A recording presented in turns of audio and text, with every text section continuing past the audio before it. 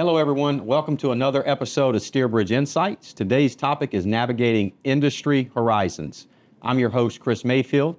I'm currently a business analyst with SteerBridge, and I'm absolutely thrilled to talk about today's topic with you. Before we dive into today's topic, though, let me introduce our guest. Her name is Dr. Lisa Sedlock. She is a true trailblazer in the realm of business development strategy and technology integration.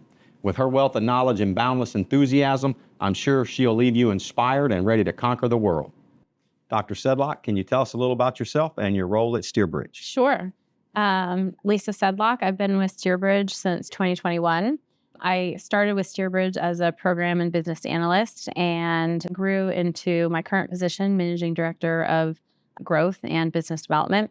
Prior to joining government contracting, I had been working in higher education and strategic project management for close to 20 years and had a little bit of a pivot in my career and now highly focused on business development strategies and technology integrations for our growth machine. Awesome. What experience do you have with business development and technology? So prior to joining SteerBridge, I actually did not have much experience in business development, but I did have a lot of experience in technology integration. So working in higher education for 20 years, always kind of at the strategic level of the institution, working on institutional technology integration, mainly worked in strategic project management. So I was overseeing portfolios of technology integrations and how they interconnected with not just different areas of the universities, but also outside of the university to external partners and constituents. I did a little bit of business development because I worked in our professional and continuing education group, and that was highly focused on bringing in partners to provide continuing education solutions. And I did a lot of business process improvement in that area. So coming to SteerBridge, I've learned most of what I know about business development having been here at this company. Awesome. Thank you. Today, we're diving deep into the realms of business development and technology integration. Let's kick things off with a brief overview of these topics and their significance in today's digital landscape. Why are business development and technology integration such crucial topics in today's ever-evolving business environment? So from my experience, I think the strategies are vital for companies' growth and development. It gets you into not just new markets, but it drives your revenue growth. There's a highly competitive landscape right now in the business development world, close to, hundreds of thousands of opportunities out there. I think that you have to be technologically smart and proficient, and you need to constantly kind of explore innovative ways, find opportunities, and stay ahead of competition. I think effective business processes and business development activities can really help organizations grow and adapt to the market demands, the changes in customer needs, and any industry trends. Technology integration, I think, comes into play because that really kind of enables organizations to automate their business processes. It helps to improve business analysis. It gives us better market intelligence information. Those can in turn enhance customer experiences, lead to better solutions for our customers, and just really kind of drive innovation. If we don't meet the emerging technologies, that's just what leads to stagnation in a business. So we have to constantly be adapting to change. All right. Some argue rapid technological advancements can disrupt traditional business models. What's your take on this argument and debate?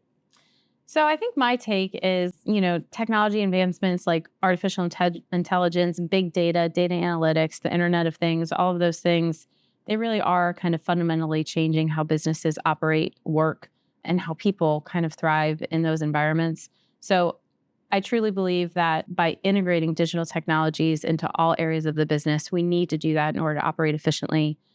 We need to have data-driven decision-making. And so we have to constantly adapt to what's coming on the market. We need to learn how it might be affecting our competitors, it might be affecting our partners, and it might be affecting our opportunities, and kind of adapt our own business process models to evolve with the market and the customer needs by driving this change. I think that I wouldn't use the word disrupt. I would use the word transform, because I think of disruption as, a pivot or a change in the wrong direction. But I think we just need to transform to adapt. Awesome. How will understanding these topics benefit our audience, particularly those involved in business strategy and technology implementation? So those that are listening, I think these topics can kind of help in three different spaces. And the first would be just identifying opportunities. identifying growth opportunities doesn't work the same that it does even 5 years ago. So using technology to just identify those opportunities, now we have power and tools that we never had before. So that's the first thing. And I think the second thing is learning how to differentiate ourselves among our competitors. I think with the infusion of the technology that we have at our fingertips, we can really differentiate ourselves as a customer. We can differentiate ourselves as a service provider. We can differentiate ourselves among partners that we work with.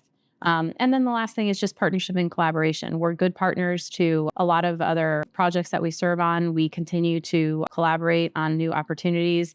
And I think us building our capacity in the technology space just makes us better partners and collaborators for future opportunities.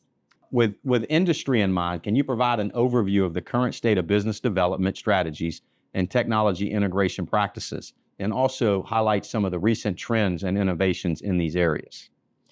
So I think from an industry perspective, right, the ability for us to go wider and deeper is something like we've never seen within the last few years with the technology improvements. So we're able to go so deep and so wide in a way that we never have before. That is just transforming the way business development works. So that means that we just need to be smarter about the opportunities that we're exploring. And so many of the tools that we use for business development have also adapted and allowed us to utilize these tools so that we can really refine those opportunities into the capabilities that we're truly matched to, the past performance that we're truly matched to, and opportunities that fit within the portfolio that we have. The access to the technology that we have also helps us identify the gaps that we have in our current performance. And it can also help us find opportunities to fill those gaps at a much faster pace than we were before. Recent trends and innovations, definitely AI and ML. Most organizations in government contracting now are using AI in some form or format for their proposal management. And if they're not, they're probably at a disadvantage. So that's probably the biggest trend and innovation that I see.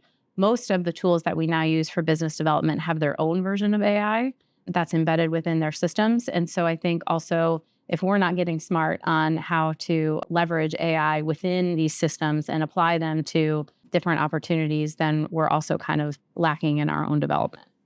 There are some others that have been in this industry for a very long time. And, what worked 10 years ago, where you go after them all and expect a large loss percentage to win the few that you need to remain relevant. Do you think in time that with AI and machine learning that you'll be able to actually predict better what opportunities you should target and go after, which will kind of change the mindset of let's be more strategic in what we go after and actually go after fewer but win more? I think I had learned when I first started in business development that you need to have a strategy in your business development. And for some companies, their strategy is to bid everything. And bid everything, you'll have a high loss rate, but you'll win some and you'll learn a lot. And then another strategy is to be intentional about what you're going to bid on. And so you pick and choose based on where you intentionally want to grow and develop. And I think, if anything, the growth in AI, the growth in technology has allowed companies to move towards being strategic in their selection of offerings. Because a lot of times the reason why companies were bidding on everything and losing a lot was because they didn't have the intelligence to know what they should and should not bid on. And now that intelligence is so simple to find and it's at our fingertips. So if anything, it's enabled us to be more strategic. On top of that, it's also increased the competition because as we're being more strategic, so is everybody else. Right. So we're bidding on opportunities that others are also bidding on that are uniquely qualified as well. Awesome. Yeah. Thank you for that. How does SteerBridge fit into this landscape of business development and technology integration? And furthermore, what services or solutions does SteerBridge offer in these domains? So at SteerBridge, we are really kind of rethinking the way that we do our proposal management, both from a business process perspective and from an automation perspective. So we've built some internal tools and homegrown tools leveraging AI within our internal documents in our internal environment to kind of leverage and boost and accelerate the way in which that we respond to proposals. It's also helping us to align our past performance to certain projects. So when we're making a determination whether to bid or no bid, we can quickly determine which past performance projects align to those opportunities. We didn't have access to those tools even just 6 months ago. So that's been a big kind of transformation in how we do that. Because we now have access to those tools, it's really forcing us to redesign our whole approach to the business process of how we do proposal management. So we're having different individuals involved. Now we have data scientists, we have program analysts that are also involved in our proposal management process, whereas before it might have just been writers. And so we're introducing new people. And because we're introducing new people that have new roles, we need to know where to infuse them at the right time and how that we can incorporate their work into the rest of the proposal development process. So rewriting business process, leveraging technology, being smarter about our bids. So as we've continued to grow and leverage technology in business development, right? What lessons have you learned in terms of like what gaps existed prior to getting full into integrating technology into business development? So what gaps exist in terms of technology? Right. Like I guess for AI to do its thing, you have to have data or something stored somewhere, right? And if you weren't capturing that or managing that knowledge, how can the tool work, right? Right. So I think one of the biggest lessons learned that we had was, to your point, the content, right? So in order to drive an AI machine, you need to have either the right prompts or the right content, the right backend data to feed it. And so I think one of our biggest lessons learned was we don't necessarily have the smartest information to feed our AI machine, or the information that we have is not necessarily situated in the right way that can feed into an AI generator in order to get the result that we want. So that's also another place where we need to infuse business process, because we'll get results, find out that we actually have a gap, but it might not truly be a gap. It's just a gap in the way the information is organized or arranged. So it's even forcing us to rethink how we're just organizing our information.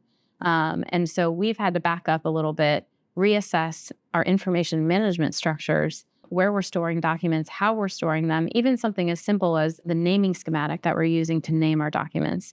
All of those things need to be slightly adjusted in order for us to be smarter about taking it to the next step and using AI on that.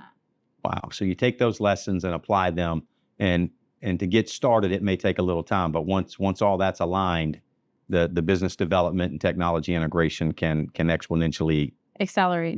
Yeah, absolutely. That is awesome.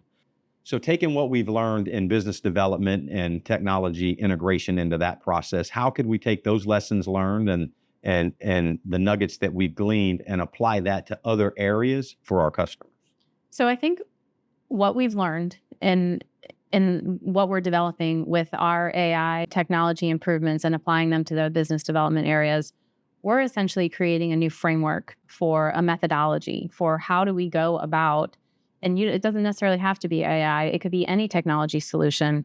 How do we actually apply a methodology to go through leveraging a new tool or technique such as AI to improve business development, to improve business process, or any other business area within an organization? So what we're learning is, number one, you start with the information that you have. You have to do a gap analysis. You have to make some decisions. You have to look at your current business process and you have to map that out. And then once you have all of those things in place, you look at your solution, do a crosswalk to kind of identify the spaces that you can meet, the spaces that you need to do some work, assign those people to do that work. And then you come back, you rewrite your business process, you reintegrate, and then you launch your solution as a pilot, beta solution, and then you continue to make refinements along the way. We learned all of that the hard way because we didn't have a methodology going into it. But because we're going through it one time, we're documenting what we're doing. And I think in the future, we can help other businesses or companies use that same framework to leverage a new technology, business process, business solution to improve or accelerate their organizations. That's awesome. Thank you. All right. So recently I sat down with the Chief Technology Officer for SteerBridge, and he talked about the pace at which technology was emerging and how every year it's just gaining and gaining and gaining and accelerating. How is SteerBridge preparing for upcoming trends and challenges in these domains with that in mind?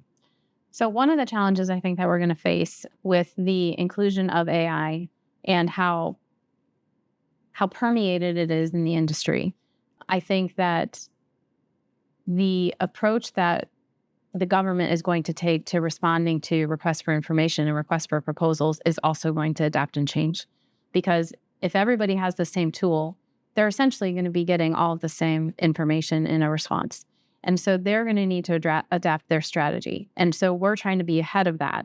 So how will they adapt their strategy? They'll probably change to or adapt to a more interview type approach where we will actually have to demonstrate our ability to have a capacity.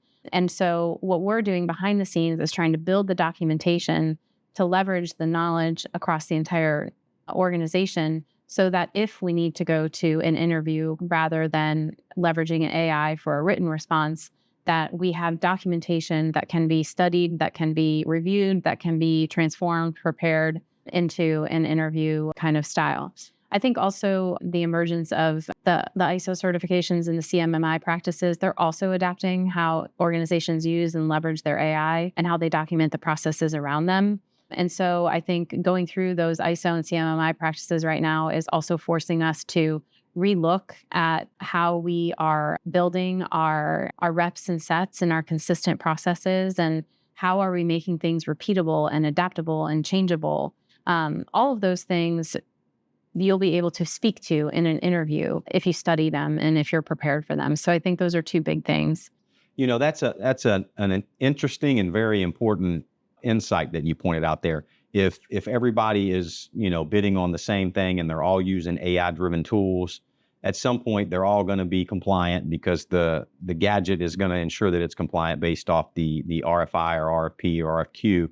And then it comes down to competitive, right? Mm-hmm. And the language models are going to be smart and they're going to put competitive language in there. So you think in the future, the written proposal may be one gate, but they'll probably transition to more oral presentations. Mm-hmm. Yeah, I think that would be smart. What are your thoughts on that? Well, I think it's inevitable. I also think it would be quicker because if an organization is just needing to prepare for an oral response, you prepare for that in a much different way than you do a written response. And there's so much more work that goes into a written response just in terms of content and information organization and editing and desktop publishing. And there's so many phases that go through getting just a written document ready to publish. When you have something oral, the preparation is completely different. But if you have the capability, you have the past performance, you know that you're compliant already, and you just need to prove that you're competitive. I think achieving that can be simpler for organizations, and it can also be quicker for maybe a board, an evaluation board that's reviewing 17 responses, let's say, to have quick 30-minute interviews than 17 50-page documents to review. Right. I don't disagree. That's fun to look forward to. What advice would you give businesses looking to enhance their development strategies through technology information? So to small businesses, I think this is where we can relate to, right? Because we are an SDVOSB and we've experienced this growth in technology as a small business with limited resources like many other small businesses, right? So I think advice that I would give to other small businesses is to, number one, use your partner network. At the end of the day, we're all very collegial and we all look out for one another and we're all trying to help each other out. So within the partner network, there's just so many spaces that we can crowd share and we can share information and we can share lessons learned. So leverage that network really. And there's so many opportunities for involvement in industry on, just AI webinars and professional development industry days, and there's conferences. And so get involved and know where the information is headed, listen to speakers on the topic and see what their insights are. The best thing we can do is just to get educated. And then, lastly, I think just, attack it head on and go through one or two or three opportunities trying to leverage technology and fail and, learn from that and then pick up and move on with those lessons learned to be better next time. Excellent. Thank you. Reflecting on our discussion, what are the key takeaways you hope our audience remembers about business development and technology integration? Key takeaways, I think, number one would be learning to leverage the tools that we have to do the right market analysis, to do the right competitor analysis, to do the right partner research. That's easier than it's ever been before. So take advantage of those tools. And if you don't understand those tools, then find help to learn how to use them. And then the second is know your strategy for your company. Is your strategy to bid on everything and fail a lot? Or is your strategy actually to be intentional and do research and find specific opportunities? And if that's your strategy, then what's your research strategy to find those types of opportunities? So knowing and understanding what the goals of the organization and how those play into the strategy of the organization, I think will drive your approach to how you're going to leverage technology. All right, Dr. Sedlock, it has been excellent sitting down chatting with you about this topic today. I really appreciate your insight and thanks for coming. Thank you, Chris.